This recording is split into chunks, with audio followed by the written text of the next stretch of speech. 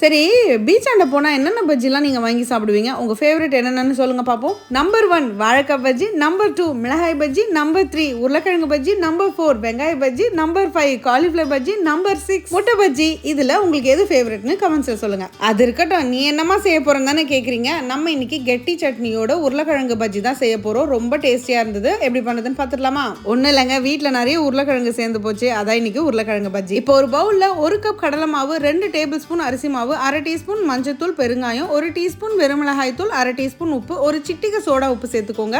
இது கூடவே தூளா கட் பண்ண கருவேப்பிலை, கொத்தமல்லி, 1 டீஸ்பூன் சில்லி ஃபிளேக்ஸ் சேர்த்து கொஞ்சம் கொஞ்சமா தண்ணி சேர்த்து மிக்ஸ் பண்ணிக்கோங்க. செமி திக்னஸ்ல இருக்கணும். ரொம்ப திக்கா இருந்தாலும் பஜ்ஜி நல்லா இருக்காது, ரொம்ப தண்ணியா இருந்தாலும் பஜ்ஜி போட வராது. இது ஒரு பேசிக் பஜ்ஜி மாவு. இதுல நீங்க எந்த வெஜிடபிள் வேணாலும் சேர்த்து செஞ்சுக்கலாம். இந்த மாதிரி வறுக்கிற பொரிக்கிற ஐட்டம்ஸ்க்கு எல்லாம் கடலெண்ணெய் ரொம்பவே நல்லா இருக்கும். நான் இன்னைக்கு காடியா கடலெண்ணெய் தான் எடுத்திருக்கேன். எண்ணெய் மீடியம் ஃப்ளேம்ல சூடானதும் நீங்க பஜ்ஜி போட ஆரம்பிச்சிடலாம். அட் அ டைம் 6ல இருந்து 7 போடுங்க. அப்பப்போ திருப்பி போட்டுட்டே இருங்க. கோல்டன் ப்ரௌன் ஆனதும் வெளியில எடுத்துடலாம். 25 இயர்ஸ் பேக்லாம் இதெல்லாம் நம்மளுக்கு ஒரு சூப்பர் ஸ்நாக்கா இருந்துச்சு. பட் இப்போ இருக்கிற பிள்ளைங்களுக்குலாம் இது ஒரு ஸ்நாக்காவே அவங்க கன்சிடர் பண்றது இல்ல.